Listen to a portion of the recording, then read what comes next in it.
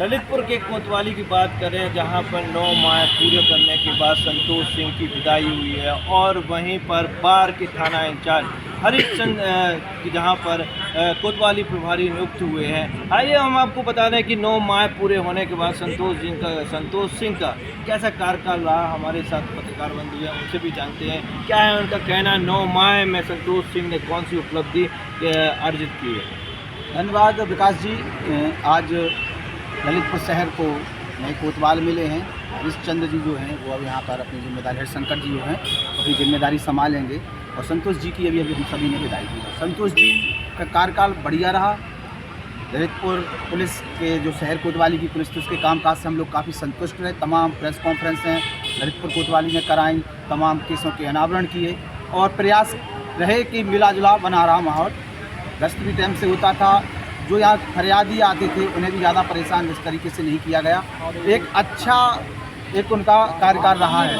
लगातार हम लोग ट्रांसफ़र पोस्टिंग को लेकर आवाज़ उठा रहे थे। ललितपुर एसपी ने ट्रांसफ़र पोस्टिंग की है। संतोष जी का तो गैर जनपद ट्रांसफ़र जालौन हुआ है, इसलिए उन्हें जाना था, और ललितपुर में अभी कुछ ट्रांसफ़र। अच्छा, वहीं हम संतोष जी की बात करें तो गांजे की जो तस्करी ललितपुर से होती जाती थी, लगभग समय क्या 4 कुंटल गांजा उनके कार्यकाल। बिल्कुल विकास जी, हम आपसे वही तो कह रहे हैं कि जो बड़े बड़े केसेस कभी खुलते नहीं थे, दब जाते थे। इस सरकार की खूबसूरती माने योगी आदित्यनाथ की सरकार की ये तो खूबसूरती हमने देखी कि क्राइम को लेकर जो बड़ा क्राइम है उसको दबाने में, उस पर कार्रवाई करने में कामयाब रही, और पुलिस काम करती हुई नज़र आई है ललितपुर शहर की। और हम और आपने जब नहीं नज़र आई तो सवाल भी खड़े किए हैं। संतोष जी का कार्यकाल अच्छा रहा, और हम तो यही कहेंगे वो जहाँ भी रहें इसी तरीके की पुलिसिंग का मुआयना लोगों के। अच्छा, वहीं हम गुंडागर्दी की बात करें तो 9 माह में आपको क्या लगता है कि गुंडागर्दी कम हुई थी ललितपुर से? नहीं, गुंडागर्दी का ऐसा गुंडागर्दी तो उतनी ज़्यादा थी नहीं। कभी कभी जो युवा वर्ग है वो दारू वारू पी के गाड़ियाँ चला वला दे रहे, इसी तरीके की कुछ चीज़, कुछ आपसी लड़ाइयाँ जो आपसी झगड़े हैं वो होते थे, तो वो कभी भी हो सकते हैं। वैसा ऐसा कोई बड़ा क्राइम नहीं, यहाँ कोई चोरी की घटनाएं हुई तो लगातार उसके अनावरण भी किए गए हैं। चोरी से जाना है कि जहाँ पर चोरी की वारदातें हैं जो कि ललितपुर में बढ़ रही थी, अभी कुछ खुलासा नहीं हुआ है, ये थोड़ा सा देखा गया है। बिल्कुल वास्तविकता है, कई केस ऐसे हैं जिनका अनावरण नहीं हुआ है। उसको लेकर ललितपुर एसपी जो अभिषेक अग्रवाल हैं, हम उनसे भी कहना चाहेंगे कि जो केसेस नहीं उसकी पूरी फहरिस्त तैयार करें, जो खुलासा नहीं हो रहे हैं, किन कारणों से नहीं हो रहे, लंबे समय से कुछ 3 साल पुराने भी केसेस हो गए, उसको एक अलग से पूरी टीम बनाई जाए। एसओजी के साथ साथ कुछ अनुभवशील और दरोगाओं को वहाँ पर लगाया जाए, तो खुलासा होना चाहिए। कुछ केसेस हैं जिसका खुलासा नहीं हुआ, और ललितपुर की मीडिया से भी यही कहना चाहेंगे उनको भी जितना भी मीडिया को पता है उनका प्रकाशन किया जाए, ताकि लोगों के बीच में चर्चा की जाए और नए कोतवाल को कम से कम वो काम मिले। अच्छा, वहीं हम बार के थाना इंचार्ज जो कि ललितपुर का कार्यभार संभालेंगे, उनके लिए क्या क्या चुनौतियाँ आपको लगता है कि चुनौती? देखिए, सबसे पहले शहर के भीतर की सबसे पहली चुनौती ये है कि यातायात व्यवस्था बिगड़ रही है।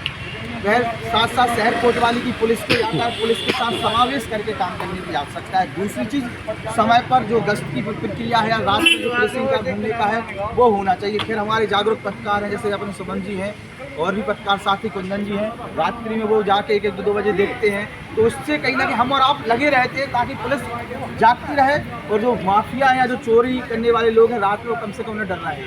तो थोड़ा सा प्रयास की आवश्यकता है। पुलिसिंग में जो भी चौकी इंचार्ज हैं उन्हें सख्ती से उनसे काम लेने की आवश्यकता है। कई जगह हमने देखा जिस प्रकार से शादी ब्याह के लिए डीजे के लिए रोक है, 12-12 बजे तक चलता रहा, तो हमें एसपी से कहना पड़ा। तो थोड़ी सी चौकी इंचार्जों को टाइट करके उनको मॉनिटरिंग की, मतलब जो कोतवाल होते हैं मॉनिटरिंग करने की आवश्यकता है।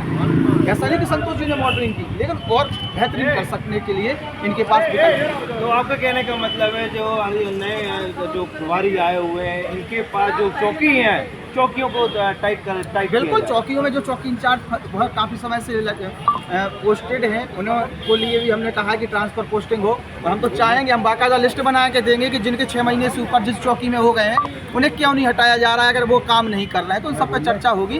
और तिवारी जी भी कुछ बात रख सकते हैं कोतवाल साहब के बारे में। मैं ब्रजेश तिवारी पत्रकार, मैं इस चौपाल में साथ हूँ। हमारे जो पूर्व कोतवाल जिनका ट्रांसफ़र हुआ है संतोष सिंह, हो सकता है उन्होंने जनपद के लिए अच्छा किया हो, उनसे अच्छा काम, उनसे अच्छे कसौटी पर खड़े उतरेंगे शायद नए प्रभारी जो कोतवाली हैं आए हुए हैं। साथ में एक बहुत बड़ा मुद्दा है यहाँ 2 गुटों में जब लड़ाई होती है तो एक मारने वाला गुट तो पकड़ा ही जाता है, साथ में पिटने वाले को भी यहाँ बिठा लिया जाता है, साथ में संबंधित चौकी थानों में भी बिठाया जाता है। तो जो कोतवाली प्रभारी हैं वो भी देख रहे होंगे, पुलिस अधीक्षक भी देख रहे होंगे तो ये हमारा सुझाव है कि कम से कम तहकीकात करें, कम से कम पिटने वाले को तो 151 में बंद ना करें और पीटने वाला उसको तो बनता ही है कि उसको सजा दें।